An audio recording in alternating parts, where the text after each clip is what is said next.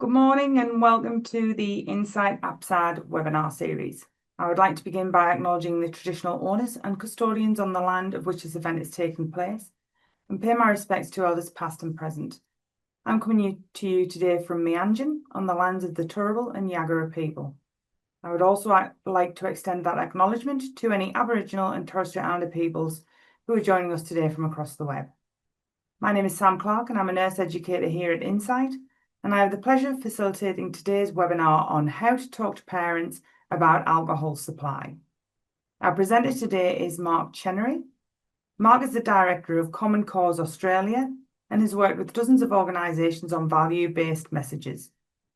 His research has changed the way many of Australia's leading mission-driven organisations, as well as government departments and agencies, engage with the public on social justice, health and environmental issues.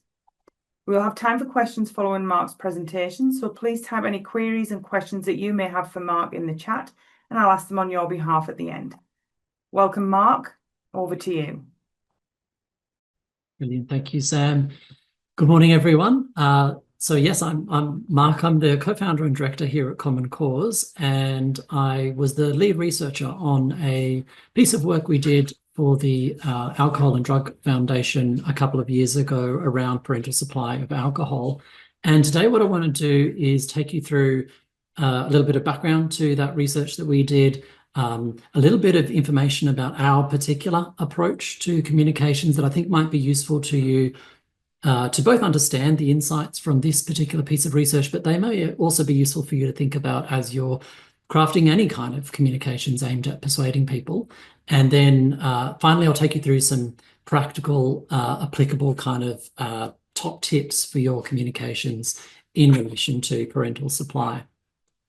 So let's start with a brief. So when we were contacted by ADF a couple of years ago, the problem that ADF was seeking to work on some messaging around was the fact that 1 in 3 young people start drinking at 13 years or younger. We know that rates of alcohol use in the 3 years leading up to that period had been increasing, and also that most young people get alcohol from their parents. So if we can influence parental supply of alcohol, that can make a big difference. And so effectively the brief for us as an organisation was, how do we develop and test messages for parents to stop them supplying alcohol to their underage children or to prevent them from starting? And I should probably say that Common Cause as an organisation, we have done a lot of work in health and health promotion over the last 6-7 years. And we work exclusively with social justice, health and environmental organisations with a focus on doing research like I'm about to tell you about, as well as training and some consulting services as well when it comes to values-based messaging. But let me tell you a little bit about our approach to communications, because it is sometimes a little bit different to what people are used to, or perhaps different to how we approach communications without necessarily thinking too deeply about it. One of the key things that matters to us when we are thinking about how best to approach a particular communications challenge is to realize that human beings are not rational. Well, they're not rational most of the time. That kind of rational thinking, that idea of us using our conscious reasoning to weigh up facts and figures to arrive at logical conclusions, this is the absolute tip of the iceberg of human thought. So the vast majority of our thinking happens below the level of conscious awareness. And cognitive scientists estimate at least 95% of human thought happens below the surface, below that level of conscious awareness. So if we do want to understand how to motivate people and how to shift people's attitudes and behaviors in relation to any health topic or any topic at all, then it is really important that we look below the surface and we try to understand what are these different values and biases and emotions that are making people think and act the way they do, rather than just simply looking at providing people with the facts that in a rational world would make them arrive at the same conclusions as us. Because most of the time, as we go about our lives and we're making choices big and small, like what to wear that day, what to have for breakfast, whether or not to let our 15-year-old have a sip of wine at dinner, these decisions are driven far more by how we feel at a gut level about the different options before us, rather than any kind of rational analysis of all the facts and figures and the pros and the cons at our disposal. And so what we tend to do is we go with what feels most right, and then we reject the options that don't feel quite as right, or maybe the ones that feel wrong as well.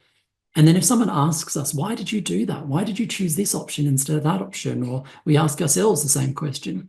That's when our conscious brain kicks into gear and acts pretty much like the PR mechanism of the organism and comes up with the most rational reason why a person like me with my kind of identity and history would have done such a thing. So it's a post-rationalization. And that makes research to understand what motivates people particularly tricky because we can't just ask them.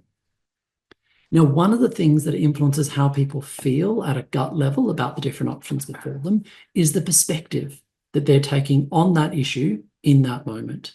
Now, really quickly, in the chat, do you mind just telling me what you can see on this slide? Let's see what you think. What are you looking at here? What is this?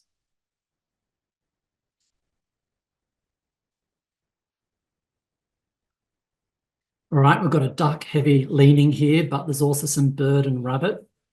Okay, rabbit, bird, duck or rabbit. Yep, brilliant. Okay, so this is a visual illusion. It's almost 100, it's actually over 100 years old now, and it's known as the duck rabbit. And it is a visual illusion that illustrates quite an important concept in cognitive framing, which is one of the key disciplines that underpins our approach to communication, and that is a biconceptualism, the ability of the human brain to perceive the exact same thing from multiple different perspectives. And this is actually quite a revolutionary concept when it comes to communications, when you think about the true implications of it, because there's a really, really common piece of advice that a lot of communication experts dole out left, right, and center, and that is that you must meet your audience where they're at. I'm sure that's familiar to many, if not most, if not all of you. Got to meet your audience where they're at. Now, that's good advice when it comes to relating to your audience. It's really important to know your audience, and the better you know them, the better you can relate to them, better you can connect to them and give examples and messaging that's relevant to their lives. But it's also hugely misleading advice, because if we take that to mean we've got to meet our audience where they're at, there is no place where they're at. Most people are able to see most issues from multiple different perspectives. So our job isn't to meet people where they're at and kind of pretend that they're in a fixed place. Our job is to understand that people can go into multiple different places. People can think about the same issue from different perspectives. And our job is to take them to a place where we think we can have the most productive conversation possible, where at the end of the day, it's going to feel most right to them to do the thing we would like them to do. So that's what framing is all about. It's all about making a conscious decision as to which perspective we'd like our audience to think about our issue from in that moment. Now, not everyone is biconceptual on every issue. And typically on any issue, and here we'll talk about parental supply, for example, you're going to have a base or a supporter group. And these are people who agree with us. They agree with us about the problem. They agree with us about the solution. And in fact, what makes them quite unique in the way that we segment people in our research and otherwise is that they are not particularly biconceptual on this issue. In other words, they're quite fixed in their perspective. So for analogy's sake, they see the rabbit when we show them the duck rabbit, and that's all they can really see. And someone comes along and says, oh my God, that's so cute, there's also a duck there. And they're like, no, it's a rabbit. What is wrong with you? Why can't you see what I'm seeing? And there's no amount of arguing with a base member about whether it's a rabbit or a duck. It's just so clearly a rabbit. And that's good news for us, right? Because it means that people who agree with us about parental supply are not going to be persuaded otherwise. But unfortunately, there's always going to be people on the other end of that spectrum on any issue, and they're what we often call the opposition. So they are people who disagree with us, both about the problem and about the solution. And in fact, when we talk about the solution, that feels really wrong to the opposition. That just feels like really not the right way to go to them at a gut level. And again, they are also not particularly biconceptual. So you show them the duck rabbit and they see the duck. We try to explain to them that it's actually a rabbit and they're like, don't know what's wrong with you. It is clearly a duck. I can see you're trying to say that the duck's beak is a rabbit's ears, but it makes no sense to me because they literally can't see it. But in between, there's a whole bunch of people who are biconceptual, they can absolutely see the issue from multiple different perspectives. Show them the duck rabbit, they see a duck maybe first, or maybe they see a rabbit first. And then someone explains to them that it's also the other thing, and they're like, oh my God, that's amazing. It's also that other thing. And they happily toggle between quite contradictory ways of making meaning out of the exact same thing. And that's how framing works for biconceptual people, who we call persuadable, because by definition, this is the group of people in the community who we can actually persuade on the issue. Typically, it's a waste of time to try and engage the opposition, because we've got just as much chance of convincing them that they are wrong through clever messaging as they would have of convincing us that we're wrong through any form of kind of clever messaging. But persuadable people are absolutely persuaded by messaging. Frame an issue one way for persuadables, and they'll see the issue from our perspective. Frame it from another way, and all of a sudden they're seeing it from the opposition's perspective. And depending on which perspective they are in that moment seeing the issue from, they will feel differently about the options before them and behave differently. So one final thing before we get into this specific research on parental supply that I wanted to say is that the other reason why we don't automatically want to meet people where they're at is often where people are at is incredibly unhelpful territory. Often the dominant frame for the issue we're working on isn't one that we established, and it isn't helpful for our purposes. And when people think about that issue from the dominant perspective, it leads them to feel like our solution is not the right one. And so we don't automatically want to just run some focus groups with people and say, hey, how do you think about this issue? And then talk about the issue from that perspective, if that perspective doesn't make them feel differently about what's right and wrong.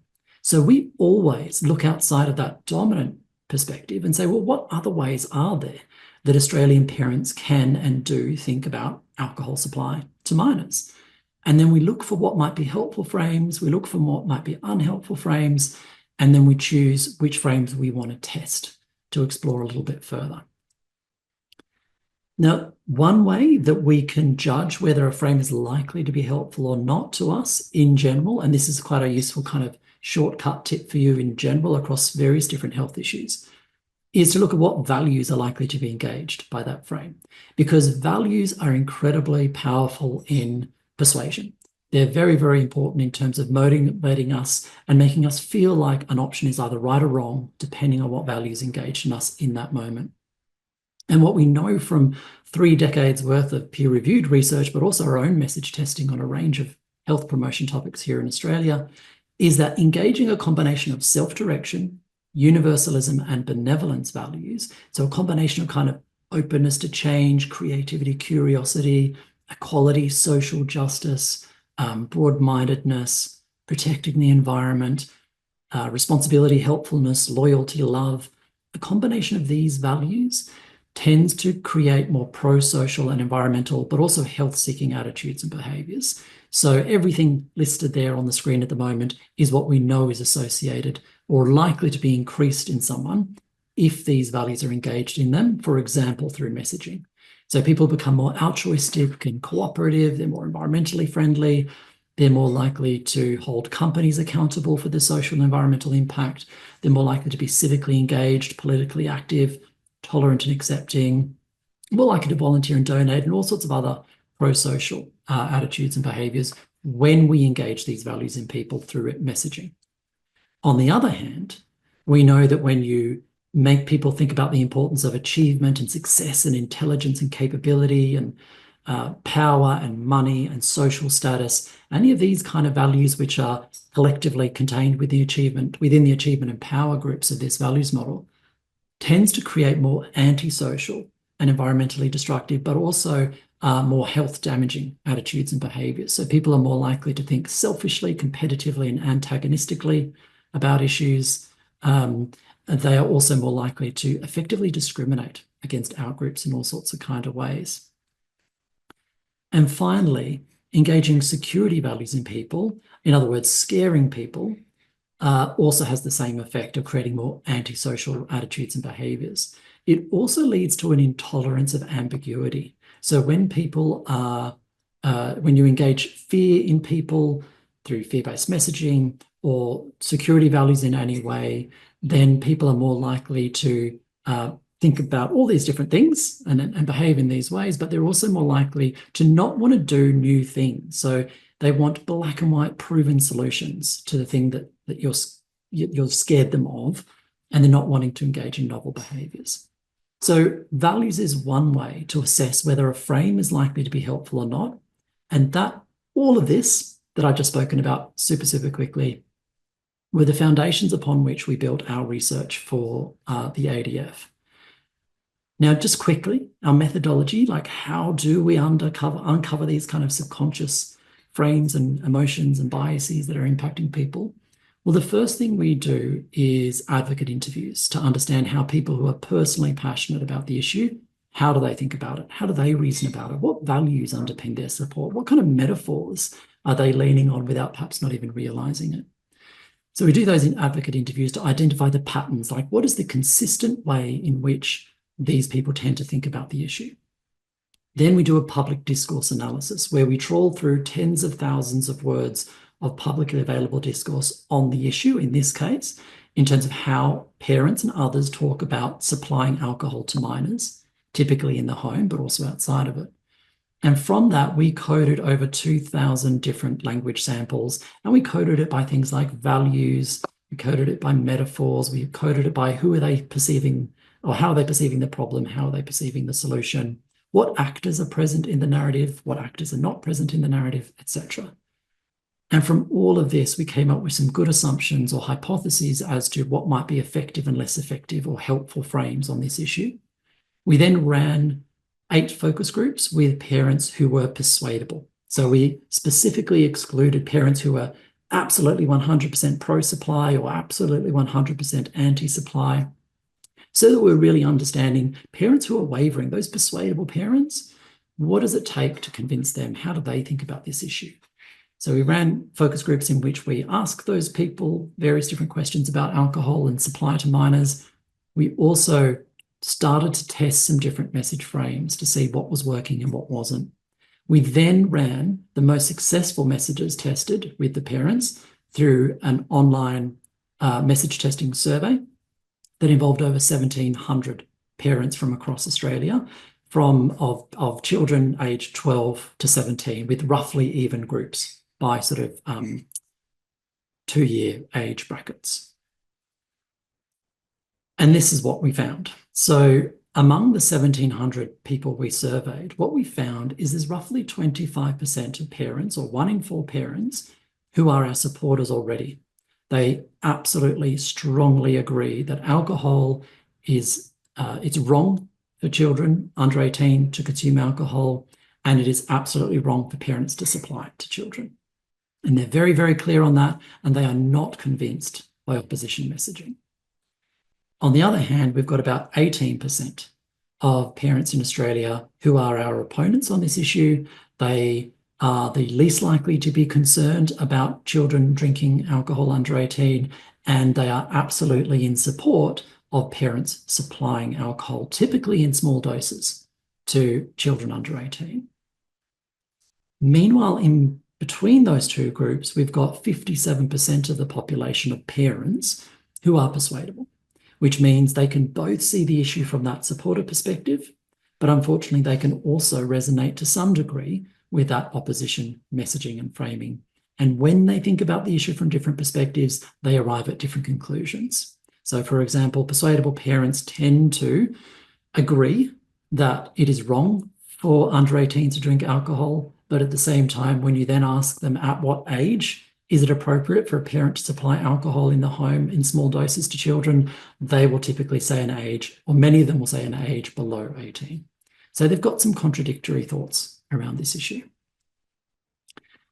What I'm going to show you here is 3 different audio recorded messages that we tested. And as participants were listening to these messages on their computer or on their phone at home, they were invited to move a dial on their screen up or down to indicate how much they were agreeing with what was being said at each moment of the message. So the end result looks very much like a kind of the political debate worm you might have seen on TV, except what I'm about to show you has 3 different lines. 1 line for our supporters, 1 line for the opposition, and another for the persuadable. So green for supporters, red for opposition, and kind of yellowy orange for persuadable parents.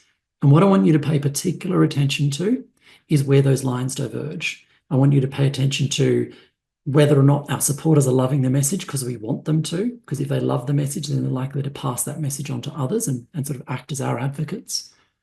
We also want to see the persuadable line, that orange line, following the same trend as supporters, because that gives us a bit of a clue that we've toggled them into a supporter frame of mind. And a little bit counterintuitively, typically what we want to see is that red line really lagging behind, or we want to see the red line alienated from the other two, because we know that these are parents who are vehemently against not supplying kids with alcohol. But let's have a look at this and then think about some implications.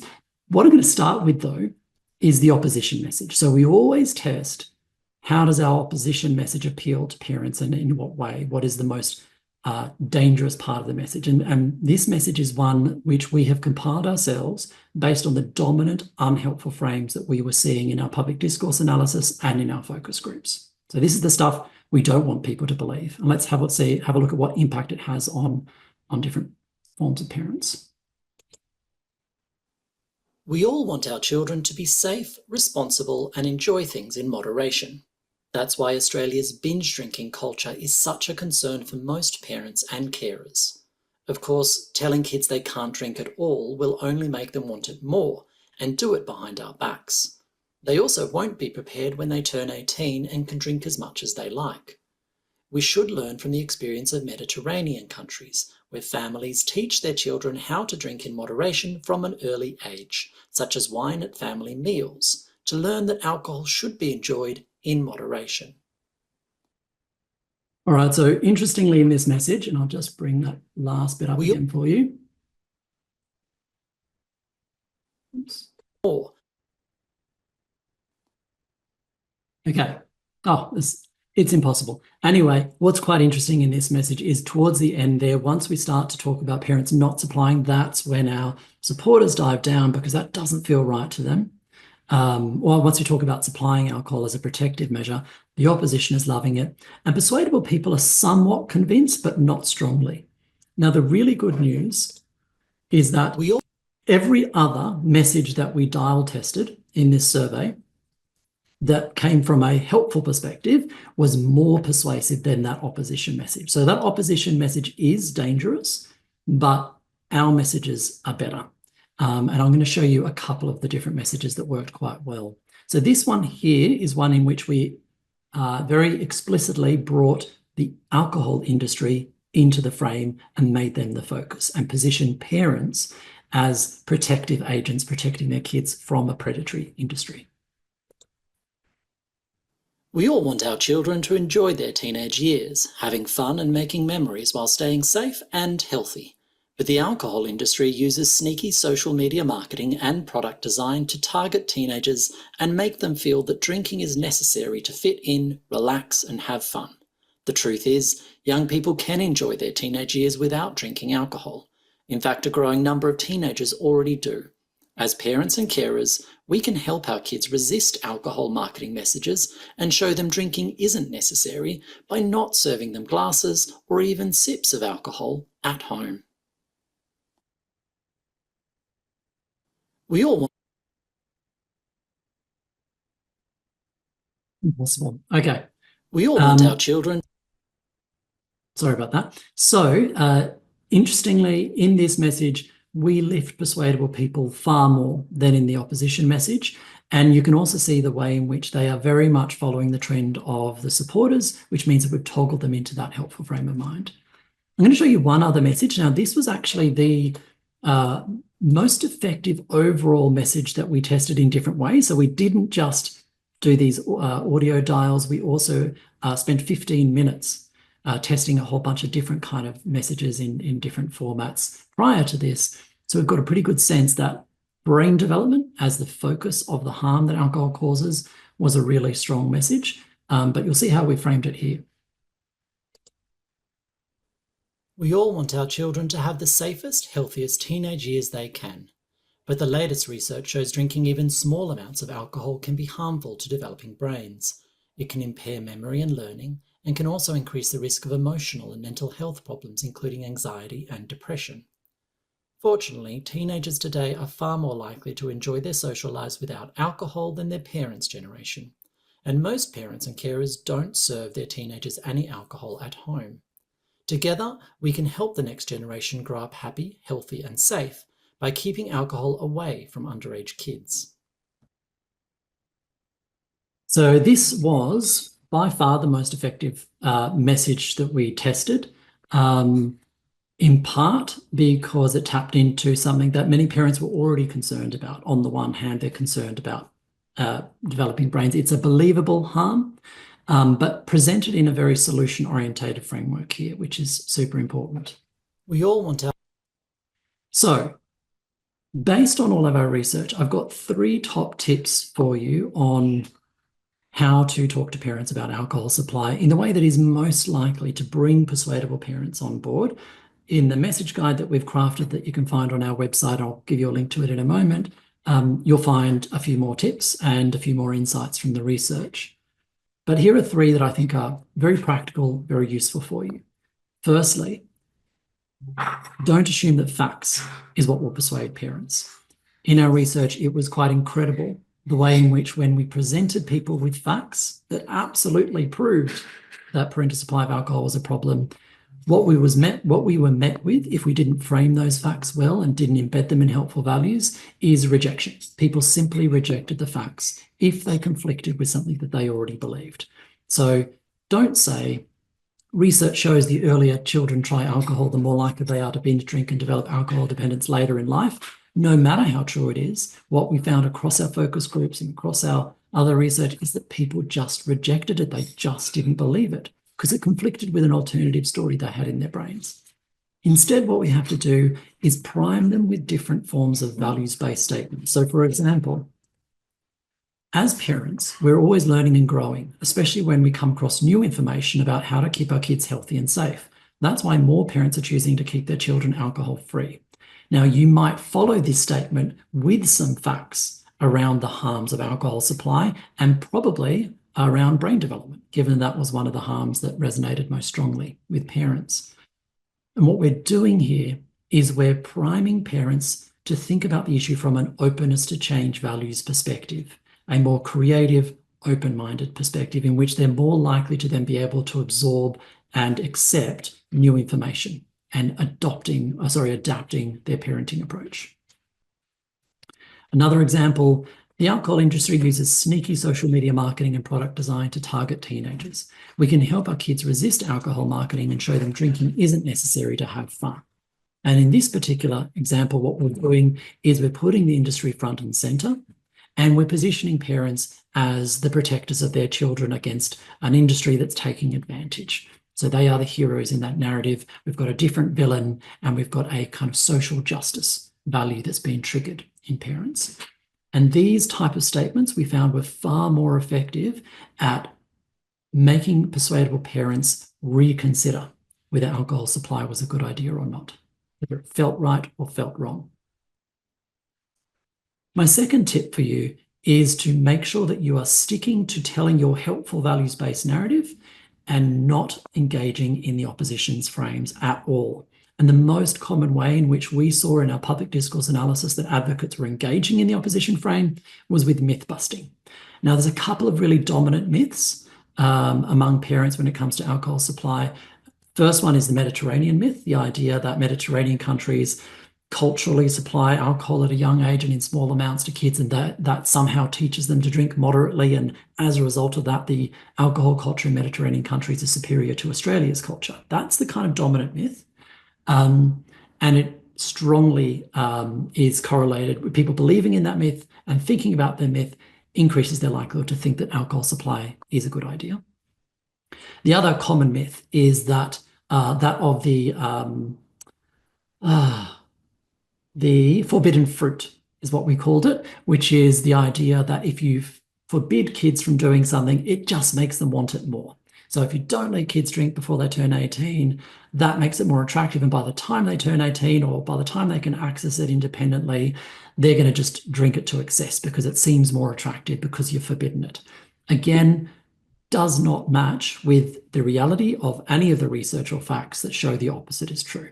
But we can't myth bust because it doesn't work. So don't say giving children sips of wine from a young age like they do in France and Italy doesn't lead to more responsible drinking. In fact, research shows these countries have higher rates of alcohol-related disease, because what you're doing there is reminding people of a myth that they actually find quite compelling. It makes a lot of sense to them. And when we myth bust, we're really just myth building, because the exact same neural pathways in our brain for the myth are being activated by saying it's not true. And every time our neurons fire together, they wire together a little bit more, which means you are literally strengthening at the cognitive level the concept that you're trying to eliminate. So myth busting doesn't work. Instead, what we have to do is stay away from their narratives or their unhelpful narratives and make sure that we're diving deep into ours and starting there.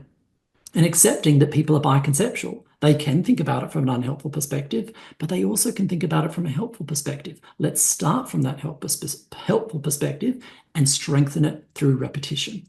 So, for example, we might say, everyone has a different approach to parenting, but most parents choose not to give alcohol to their underage children, knowing that it harms developing brains even in small doses. They also want to teach their children, you don't need alcohol to eat good food, socialize, and have fun. So what we're doing there is three things. One, we're social norming. So we're social norming the idea that most parents don't do this. We are also focusing on developing brains as the key consideration here, which we know is very compelling to parents. And finally, we're tapping into this idea that was really, really compelling in our research, and that is that we don't want to send the message to kids by supplying them with alcohol that alcohol is important and necessary, because even our opposition didn't like the idea of giving alcohol to their kids if it sent them a signal that alcohol was somehow an important part of life. Finally, third tip, and final one that I'm going to share today, is to focus on solutions, not problems. Now, we find this across all of our research in health, and that is that when we focus on problems, it makes our audience uncomfortable. It activates negative emotional reactions. When people don't like the way they're feeling, they don't like the information that's making them feel that way, and they become more skeptical and more likely to reject that information. In other words, focusing on a problem leads more people to reject that the problem even exists. So it's totally illogical, but it makes sense from an emotional perspective. When we focus on solutions, our audience all of a sudden likes the way it's making them feel, and they're more likely to actually believe the information because it feels positive. Again, completely not logical, but absolutely makes sense from an emotional perspective. And what we found in this particular project is that many parents who do supply alcohol to their kids or think it's a good idea to do so, they do that precisely because they are worried about alcohol harms and excess drinking, and they see supplying alcohol as a solution. They see it as a way of training their kids, teaching their kids to drink safely. So if we want to say, hey, don't do that, we have to give them an alternative approach that is just as believable as that it's going to be effective and helpful for their kids and keep them safe. So don't say, every parent knows the anxiety caused by wondering if their teenager is drinking too much. It can be hard to know what to do when it feels like your children just don't listen to you anymore. Right? So don't overemphasize the problem, and this is going to resonate with parents, but it's also going to make them even more likely to think like from an unhelpful perspective and want to supply alcohol because that seems like a credible solution to them. So do say, talk to your kids about the situations where they may be exposed to alcohol. Talk about what you do in a situation where you're feeling pressured. In doing that, you're helping build their skills and confidence to be able to say no if they are in that situation. So focus on talking about practical ways in which parents can talk to their kids about alcohol. All right. So now I'm going to show you really quickly a campaign that ADF developed. We were involved in the briefing process for the creative agency, but we didn't create this campaign, but it's very much based on the research that we did. Share with you this campaign and then talk a little bit about effectiveness and then leave plenty of time, hopefully, for a bit of Q&A. So yeah, do feel free to post questions. I can see some people already doing it in the chat. All right, let's have a look at this. Like the night sky, the teenage brain is full of wonder. During adolescence, it is magically transforming itself. But drinking even the smallest amount of alcohol harms the brain. Schoolwork and processing emotions can become difficult. As a parent, knowing what to say can be challenging, but this is a conversation worth having. keep their future bright. Open up the conversation about no alcohol today. Really interestingly, what they've done there is that tagline, open up the conversation about no alcohol today, isn't stop giving your kids alcohol. It's have a conversation with your kids about no alcohol, right? So it's not saying stop doing your solution. It's saying start doing this alternative solution. And so this was an above the line and below the line campaign. Again, focusing on the developing brain as the core area of focus, but very much leaning into the solution and different solutions. So it was TV campaign. This was run, by the way, and piloted in southeast New South Wales. TV campaign, mobile campaigns. They had videos, they had banners, they had billboards and outdoor advertising, and they also had a media focus campaign, so trying to get seed stories around this in various media. One of the most important things that they did here that I was really happy with is all of these materials directed people towards the website where parents were provided with solutions rather than scaremongering. And one of the solutions was this pamphlet or this report or guide that parents could download, which was all about how to have helpful, productive conversations about alcohol with your kids. So really focusing on giving parents an alternative solution. The campaign was independently evaluated back in April last year, and was really, really successful. So 1 in 2 respondents who previously said they were likely to supply were reconsidering their attitudes after seeing the campaign. So that's fantastic. 8% increase in number of parents who now knew that underage drinking can disrupt brain development and poor mental health. A 20% increase in number of parents that think parents should do their best to make sure their children never drink alcohol, and an 11% decrease in the number of parents who intended to supply their children with alcohol in the future. Now, these are quite strong numbers in a discussion that is already quite mature. So I was really, really happy to see the campaign deliver such strong results. And I might just stop there, but before I kind of open up for the Q&A, just want to say you can download the message guide from our website. It's called it's Parental Supply Message Guide. From our resources section, there's a QR code there, if that makes it a little bit easier for you. But otherwise, commoncause.com.au/resources if you want to get there a little bit quicker. And if you've got any kind of burning questions about the research, because I've had to cover it all very quickly today, feel free to email me afterwards.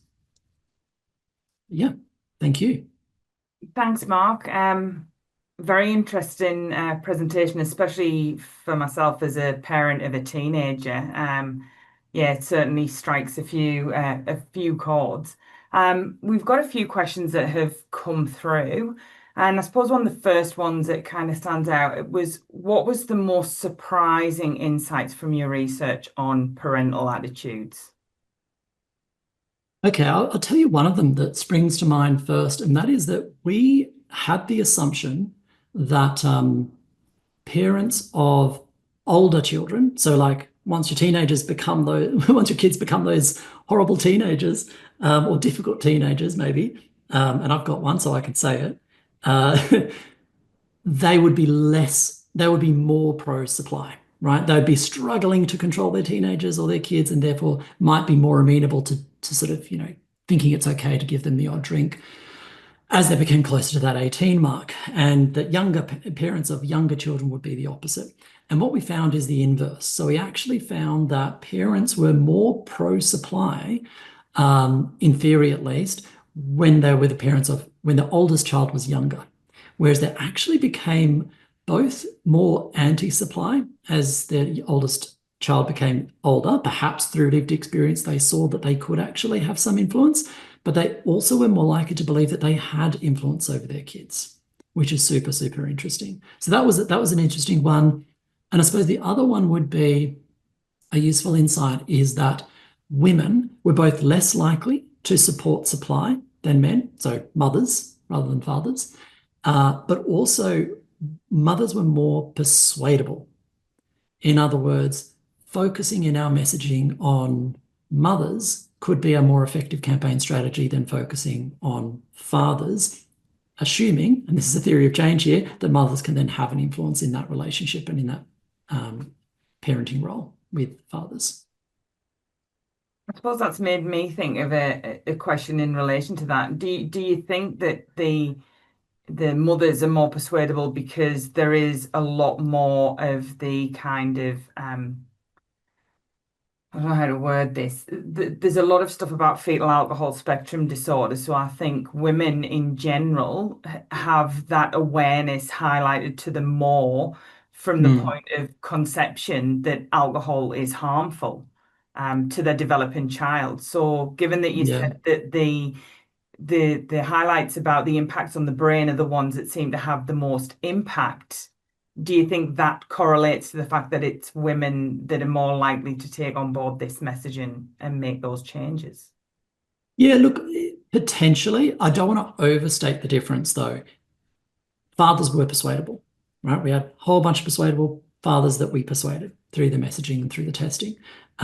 It's just that women were more persuaded. And importantly, like when that kind of that theory of what might be going on there, when I'm saying that they're more persuadable, those are the ones who weren't already on our side, who we managed to move, maybe because they'd been sensitized to that kind of messaging, potentially. Yeah. Thanks for that. In your experience or from the research, are there any differences in message effectiveness based on factors like the child's age, parental drinking patterns, or cultural background? Great question. There's a few different layers there. So maybe we'll start with, was it parental age or age of kids? Child's age. Child's age, yeah. So not particularly. Like the starting point was slightly different, like I've already articulated there. Like, parents of older children were actually already more on our side to begin with. But what persuaded them was the same. So in the message guide and the tips that I just shared are across all the different groups that you mentioned. So this stuff works on all of those groups. The one where, and I think I've already mentioned this earlier, but we also did a slight boost sample and paid particular attention to parents who reported high-risk drinking behavior themselves. And we also looked at that in the focus groups and in the quant. And what we found is one frame that was particularly effective with them, it was effective for everyone, but particularly effective with them, was the idea of normalization.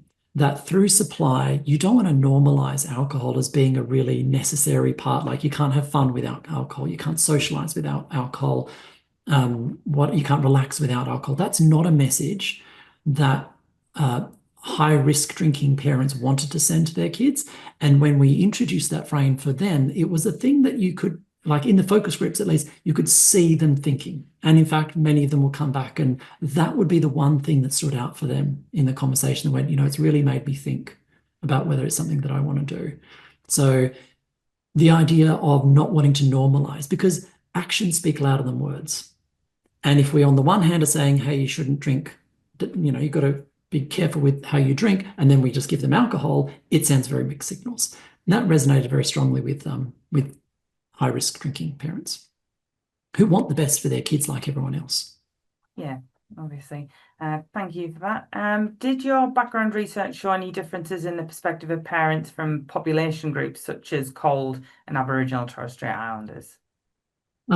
So we didn't have a sample size large enough of Aboriginal and Torres Strait Islanders to draw meaningful or statistically significant conclusions. So I can't comment on that, but I do think that's absolutely a worthy piece of additional research to do.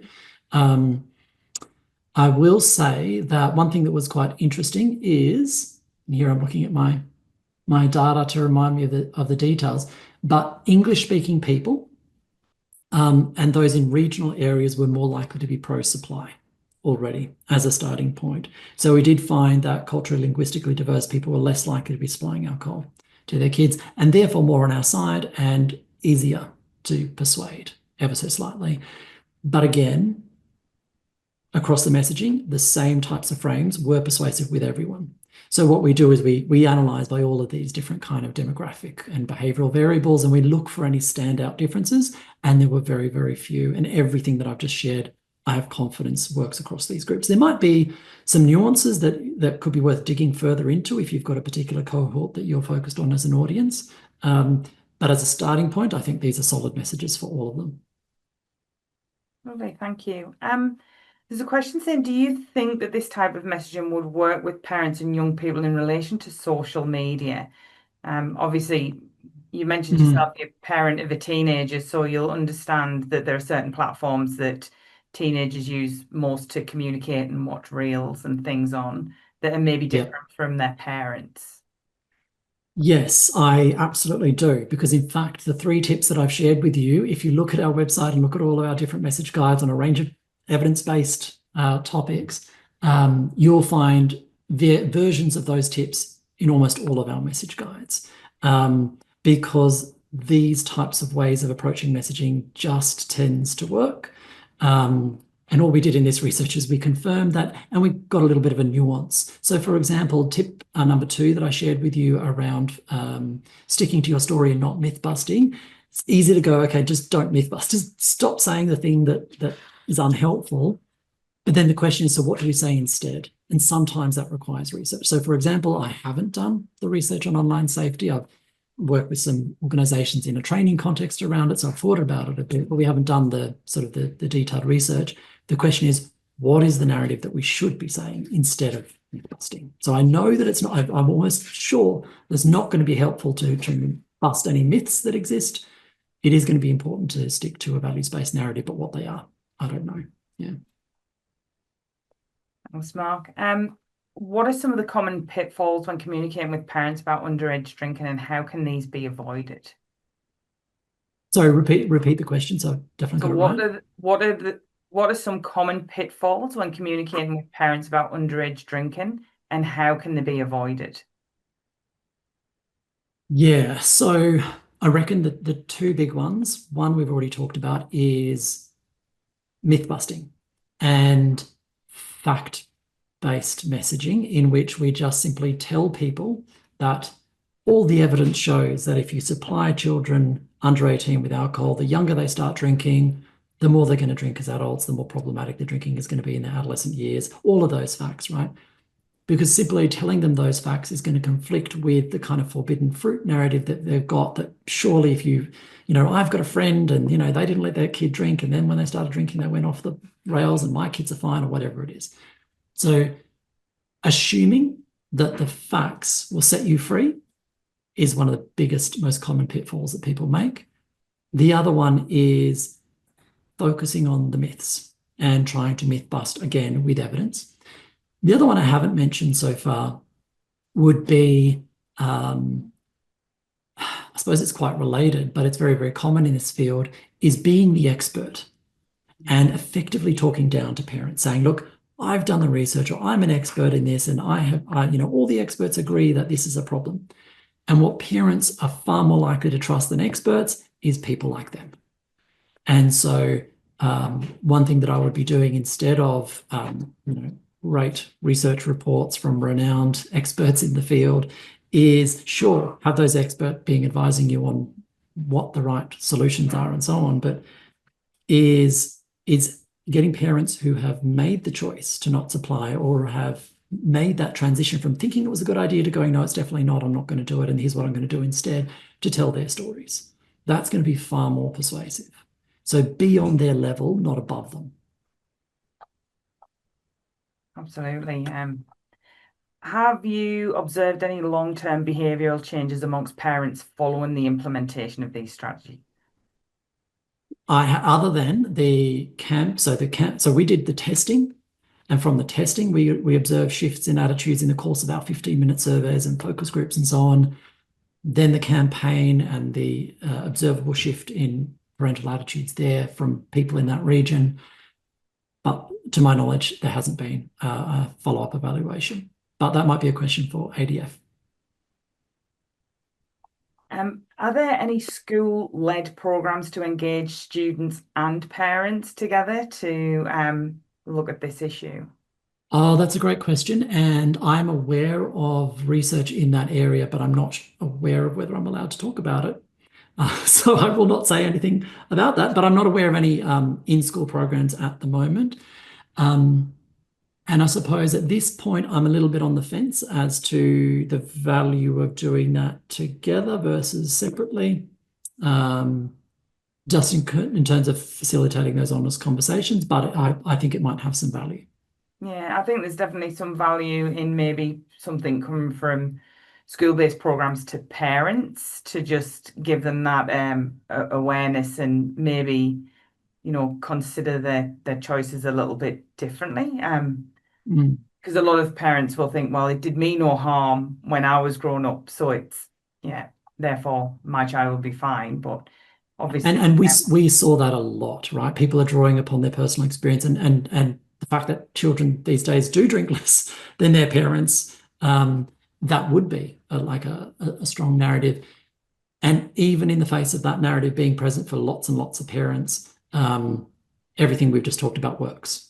So focusing on the brain development still works, even in the face of that kind of lived experience.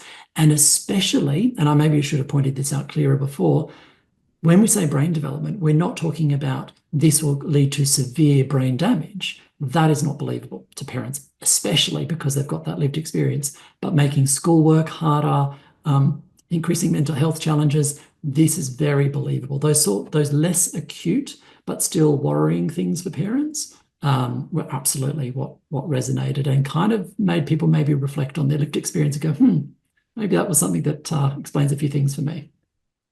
Yeah, it's certainly a different way of approaching it, isn't it? To reframe somebody's own lived experience to make them think of those short-term impacts. Yes, but I wouldn't do it directly. I wouldn't go, yes, but maybe, did you have these symptoms?